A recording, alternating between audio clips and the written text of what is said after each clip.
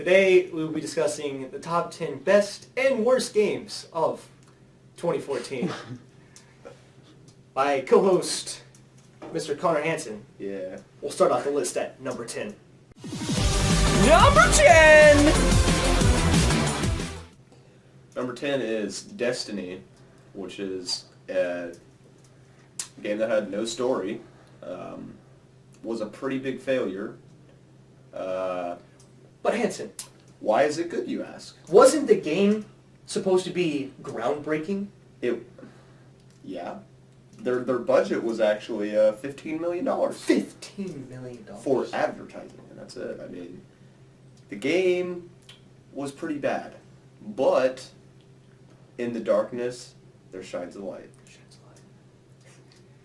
The game was just fun, not really that groundbreaking, but compared to the other games that came out in the year, considering they were just, most of them were terrible, there was a few good ones, it deserves to be at least on the top 10. Number 9! Number 9 on our list is Super Smash Bros. I gave this game, we gave this game 9th place for the amazing characters in the game, the great gameplay. The game basically Didn't come out on a station that's called a Wii? it came out on the Wii U also. The But it not only, it brings players together in a kind of universe. Did they think about what they were doing when they named that console? I mean, like, was the game good? The game was great.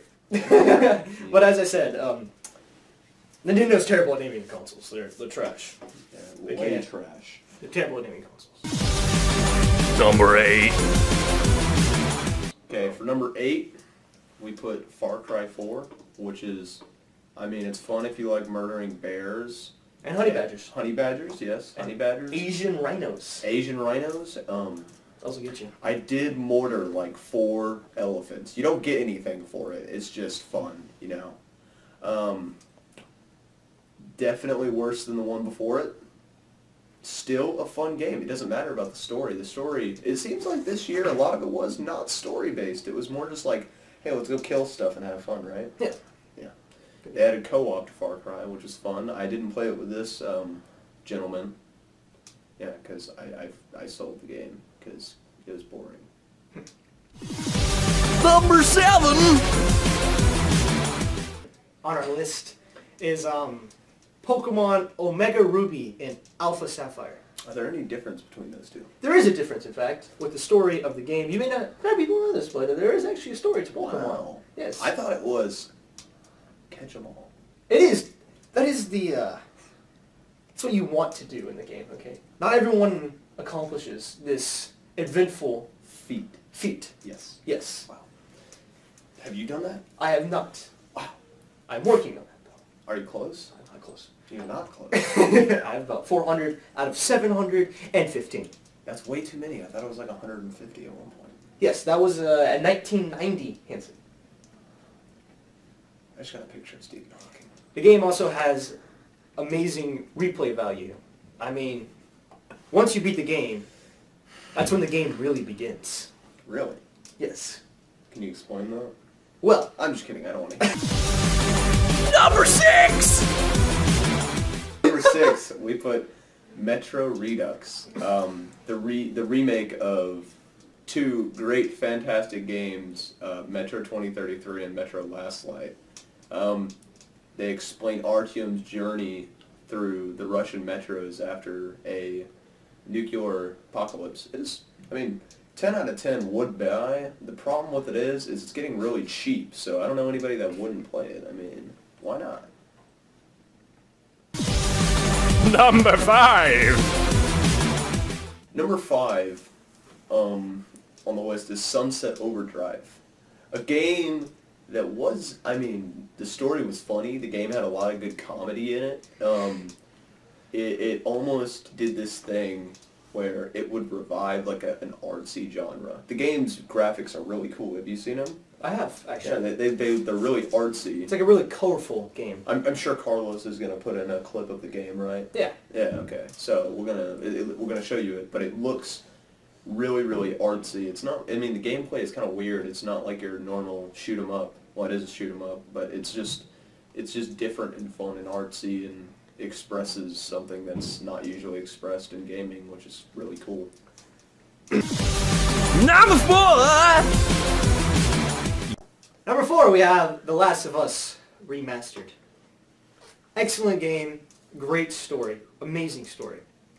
I like the feature that they added. It's called clickers, and basically they don't see you like they're like old zombies that have like fungus growing over their eyes, and basically they can only find you by the noises you make. So if you you have to distract them by like throwing water bottles and like beer bottles and stuff at them to distract them. And Yeah, that was pretty it was interesting. a great game. Amazing story. Number 3. Number 3, it's CS:GO. Let's collaborate on this one. What is your opinion on CS:GO? My opinion on Counter-Strike Go is that it is a game that breaks people. Yeah, it's a very simple game. I mean, like, there's not even, you can't aim down the sights. You can't, I mean, it's not complicated. I mean, Call of Duty's trying to be something it's not nowadays, and then Halo is being changed. CS:GO is still the only thing that hasn't been changed at all by people's opinions or people trying to be different. It's just stayed the same. It's simple, run around, shoot, and one life. There you go. It's fun. Still stands out as the best shooter. That I mean, honestly, it's the best shooter that's ever been made, right? Yeah. Still reigns king. And I mean, in fact, they added a market system that has real world value. You can buy crates and keys to get outrageous weapons. prices. Yeah, I mean, it's like 30. It's like 30 cents a key. You can get 30 cents a crate. You can get keys for $2.50. I mean, pay 30 cents for P2000 Ivory is what you And get. then you open it, and you can get like ranging different things, and different items are worth, I mean, up to $700, $800 real life money. So I mean, the fact that a game can have items in it that is worth $800 is, I mean, quite a thing. Wouldn't you be honest? I mean, that's amazing. Did you explain to me how the system works with selling the items? No. Number 2. Walking Dead Season 1 and 2 Wow. came in at second place for our list. That game has left me emotionally forever broken. No, I wouldn't say broken. I would say it's left an imprint. Like, I could remember every bit of that game, can't you? It was an amazing. I personally believe that it is better than the show. Oh, I Even. agree. It's definitely better than the show, and honestly, it lasted longer than the show in my mind. I mean, sure, some of the moments of the show are good, and most people like the show. If you don't, you're a hipster. I mean, quit lying to yourself. You're just lying, and you're not accepting the fact that it's a great show. The game is better than the show. I mean, Number 1. At number 1, the most deserving game of this year, without a doubt, Grand Theft Auto 5. Now, I will sadly and shamefully admit, I have played that game more than any other game in the entire history of playing games of my life, alright? And I'm a nerd, so I'm willing to admit this. And I've spent some of these hours and days hours and days. playing with him. It just doesn't get boring. I have 42 days played time. I have a bad addiction, but considering it's not meth, I mean, I'd rather have that addiction than Yes. other things, you know. I mean, And it is a great game. it is a great game. One of the funniest games as well. It's very funny. Don't you love Trevor? I love Trevor. I love Franklin. I love Lamar. Nobody likes Michael. I like Lamar. I like Lamar too. All right, that is it for the top 10 best games.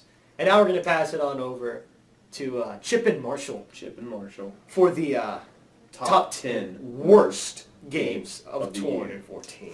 Wow. That did not go well. Okay, High five. Marshall.